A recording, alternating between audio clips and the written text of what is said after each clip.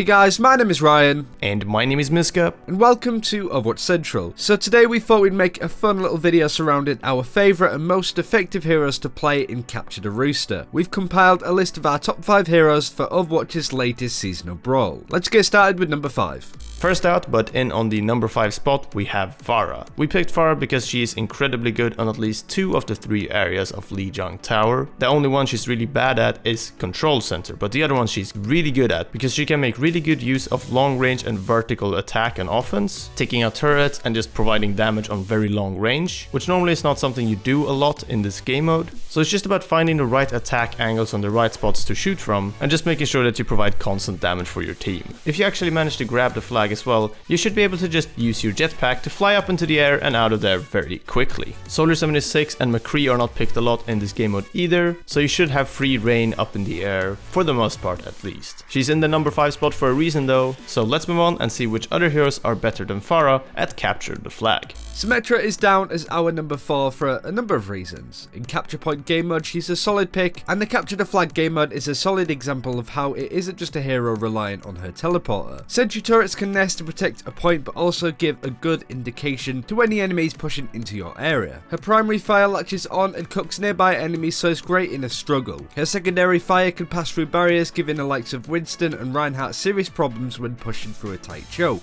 She's just really good at looking after and protecting a point whilst also dishing out a fair deal of damage.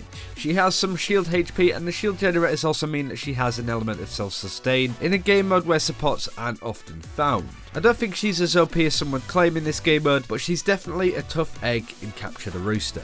On number 3 we have Diva. Her mobility helps her get around the map very quickly, which is great in this game mode, and on top of that, when she's actually capturing the flag, she can use her defense matrix to hopefully not take any damage. Because as you might know, when you're taking damage, you can't capture the flag. So yeah, Diva's a pretty good flag capper. On top of that, she can work pretty well when defending as well, using defense matrix to tank a lot of damage and just absorb it. So she's definitely just useful all around in this game mode. There will be a lot of long fights and brawls, which Diva is pretty good at, so that works well for her too. So she can attack and defend well, and is a good flag carrier. It's just that she's basically just good at all of this, but not really great. You still have to keep in mind that the Diva nerfs have gone through in the same patch, so you have 200 less armor to work with, and all the Diva hate from the last patch is definitely gonna direct a lot of fire towards you. If you play it smart though and coordinate flag caps together with your team, you should be able to get a lot out of Diva in this game mode. Second place is Torb. It's finally nice to see him be part of the meta in one game mode at least. Much like Symetra, he can hunker down on a point with his turret. It adds more obstacles for the enemy to maneuver through before they can claim the objective. The turret can also keep interrupting the capture progress if somebody tries to jump on the flag as well. His armor gives him an effective HP boost in a tight spin, but he can also be used in an offensive capability,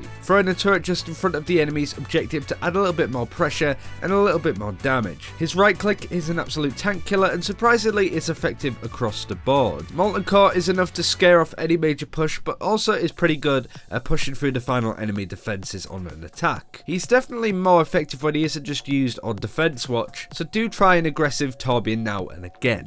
And finally, on the number 1 spot we have Winston, a powerhouse in Capture the Flag. He's an amazing flag capper, defender, and definitely runner. Winston is just absolutely amazing at getting back to his flag after he's capped the enemy flag. Capping the enemy flag is pretty easy as well, as you can just jump on top of it, kill all the Symetra turrets that are probably around, slap down a shield, not take any damage, cap it, and get out. This is where you want to be using your primal rage. Pop the Winston ultimate and you have a heavily reduced cooldown on your leap, and you can just jump all the way back to base. And sure, he's great at all of the gameplay aspects of the game mode, but he's also incredibly fun to play. So he's actually pretty good against a lot of the other heroes on this list. A lot of the heroes that are picked in this game mode in general. Great at most of the gameplay aspects as well, and fun to play. So there's not much more you can ask for really. I would almost go as far as saying that he is a must pick, but there's not really a defined comp in Capture the Flag in Overwatch just yet at least, that will just steamroll any other comp. And that's it for this time. Thank you very much for watching. Do let us know your favourite heroes to play on Capture the Rooster in the comments below. A little bit of advice I would give is to definitely run with a healing support like a Mercy, Lucia, something like that, as often going without can be a major problem. But that's it for this time. Take care. We'll see you then.